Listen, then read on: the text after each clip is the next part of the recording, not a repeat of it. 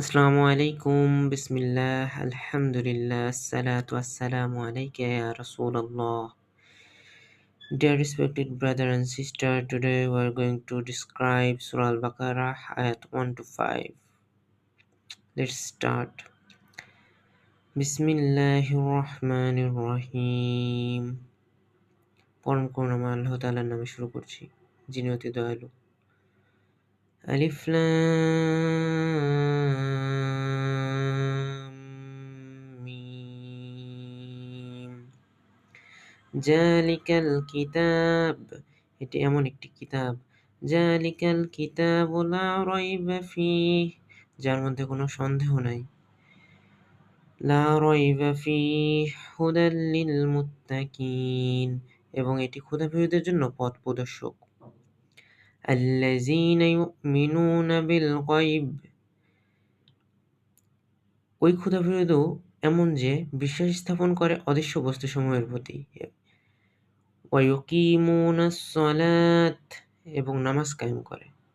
ওয়া মিম্মা রাযাকনাহুম ইউনফিকুন, আর আমি তাহাদিগকে যাহা প্রদান করিয়াছি উহা হইতে ব্যয় করে। ওয়াল্লাযী ইউমিনু বিমা, অর্থাৎ এবং তাহারা এমন যে বিশ্বাস স্থাপন করে বিমা উনজিলা ইলাইকা ওয়া মা উনজিলা মিন ক্বাবলিক ওয়া বিল আখিরাতি হুম ইউকিনুন, ওই সমস্ত কিতাবের, এই কিতাবের প্রতিও যাহা আমি আপনার প্রতি অবতীর্ণ করেছি, অর্থাৎ রাসূলুল্লাহ সাল্লাল্লাহু আলাইহি সাল্লামের প্রতি অবতীর্ণ হইয়াছে এই কিতাব, এবং ওই সমস্ত কিতাবের প্রতিও যাহা আপনার পূর্বে, অর্থাৎ মহানবী সাল্লাল্লাহু আলাইহি সাল্লামের পূর্বে নবীগণের প্রতি যেসব কিতাব অবতীর্ণ হইয়াছে, এবং আখিরাতের প্রতিও তারা দৃঢ় বিশ্বাস স্থাপন করে।